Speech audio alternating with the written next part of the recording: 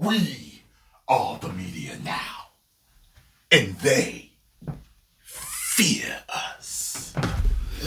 Well, let's take a look at this right now. To tell you the truth, we just talk about people's feelings. We talk about the fandom's feelings, how we feel. If we weren't talking about this, people still wouldn't be buying the garbage that you game studios, you movie studios, you television studios, you comic book companies have been making. It doesn't matter, okay? The world's more connected now, and, through social media, and we're all talking about things, but we still wouldn't be buying it. There might be just less people in mass kind of connected around the world talking about it. But in cities and towns and counties and states across the world, people still wouldn't be buying the garbage. So, yeah. But anyway.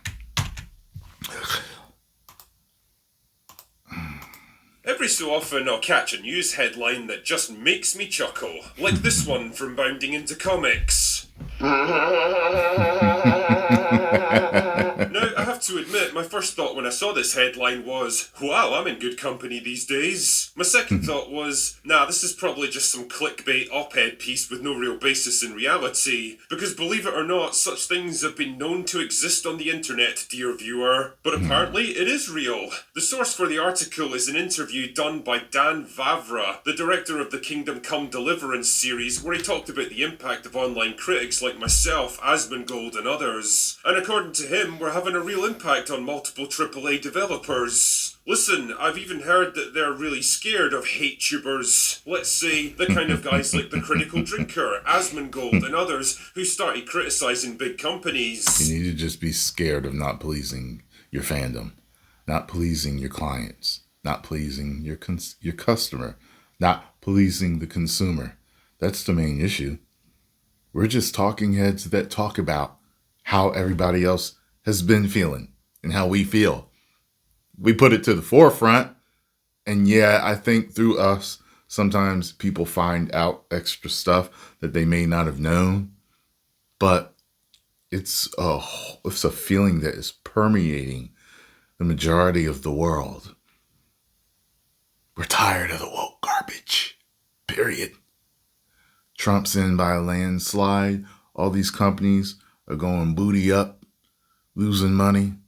It's the year of the wallet. You companies are living in the year of the wallet.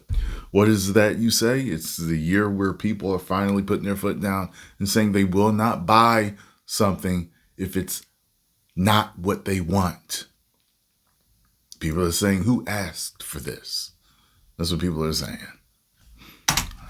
And now I've found out from some people that companies are really terrified of them, and it's really having an impact. Wait a minute. Didn't Sweet Baby Inc. say something about going into these companies to terrify them about what will happen if they're not all woked up? They're more terrified of people not buying their product anymore. You see that? You companies need to hire some different advisors or something like that. I just don't understand how you could allow this to happen to yourself, especially over the years. Like the writing was on the wall. People, customers, clients, fandom were already telling you now, and you continue to go for 5 years, for 10 years. It's some of the most insane decision making I've ever seen in my life. It's amazing. All you need to do, look, you want to be successful? Get in contact with people who have their thumb on the pulse of the fandom. You can contact me if you like.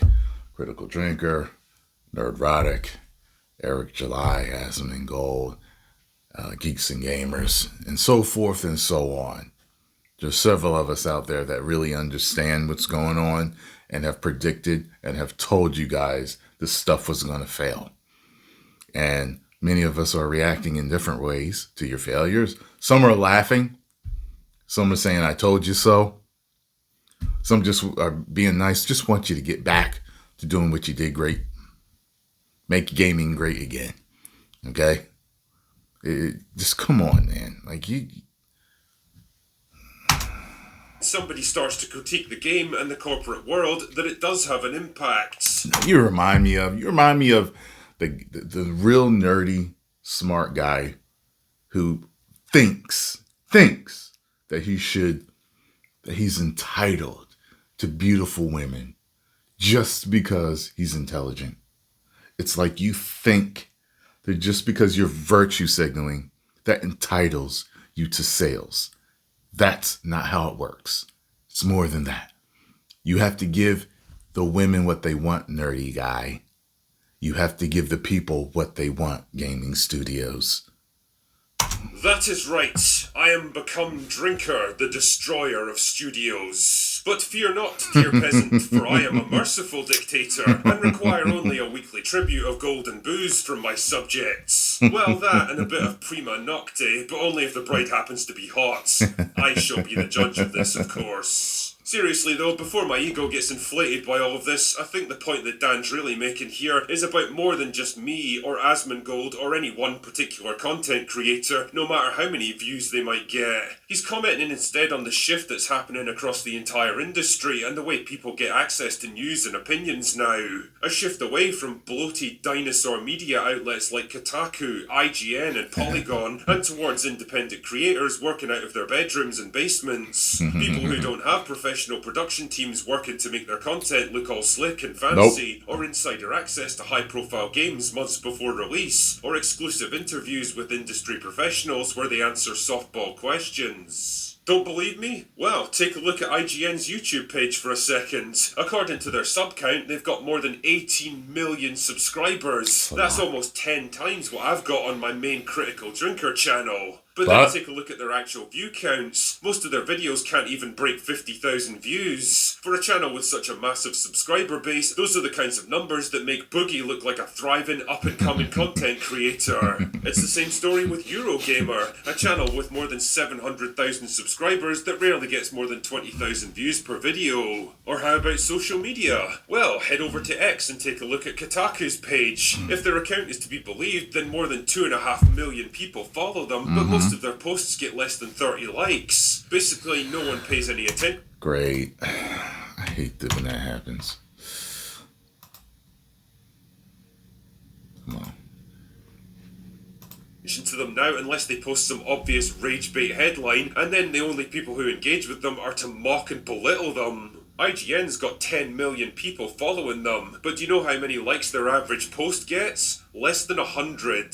Jesus, I posted a picture of my dog and got like 15,000 likes on it. Who's a good critical doggo? Anyway, I can prattle on and on about this stuff, but the point I'm making here is that all of these gaming media outlets have become nothing but paper tigers now, superficially impressive and influential, but with no meaningful engagement or interest to back it up. Put simply, people just don't listen to what they have to say anymore. Partly because most of them have become very obviously biased and... I was going to say, a lot of outlets have been shilling. A lot of YouTubers have been shilling. And the people know who you are. And that's why they don't trust you anymore. A pity. Just be yourself. Tell the truth like I do. And you'll be all right. You might not get as much growth, but at least you have your dignity. Partisan in their coverage these days, and partly because there's no real authenticity to big companies like that. The people who write articles and make videos for them are doing it because they're paid to. Most of them don't really care about the game that they're covering, it's just another job, something to be completed as quickly and efficiently as possible so that they can move on to the next project. Not to mention the pressure that's always on them to never be too harsh or too critical, because if you do that then you'll burn important bridges, and all the exclusive access and the industry interviews and the invites to fancy events will start to dry up. And we can't have that, can we? On the other hand, little Timmy working out of his basement with a microphone and a video capture card doesn't have to worry about any of that stuff. He doesn't have an editorial staff that need to be paid, or activists that need to be appeased, or industry relationships to worry about, or deadlines to meet. He can make reviews when he feels like it. He can go into as much or as little detail as he wants, and he can choose to talk about stuff that he actually cares about. And what's most important of all is that there's millions of him. Like, even if I personally spent all day every day making nothing but gaming content and ignored all my other channels, I couldn't even come close to keeping up with every new release or piece of news that's happening. But that doesn't matter because I don't have to. For every game I don't review because it doesn't interest me or I don't have enough time, there's hundreds of other channels out there who do. And that's the beauty of the new media landscape that's being created. It truly is a free market of ideas where people can pick and choose the creators that most align with them. They ain't tearing you up, drinker. Get out of there, man. Become quite successful. The shift towards independent creators really is a shift towards the collective power of fans speaking their own minds about the things that they personally care about. It's the passion of people talking about the things that they love, and that kind of passionate authenticity is going to trump some slick corporate media operation every single time. Honestly, I'm surprised it's taken this long for the switch to happen. But happen it has. And with most of these big gaming outlets laying off staff and downsizing now, the reality is as simple as it is unavoidable. We are the media now. All of us. So enjoy it, because I think it's going to be a pretty fun ride. Yeah. Anyway, that's all I've got for today. Go away now. Hopefully we can get some things done here. Get some good changes so we all start to enjoy all types of media again. Get over to the Critical Gamer and subscribe. Tell them Tyrone Magnus sent you. 10 million subscribers. Woo! We are the media now. They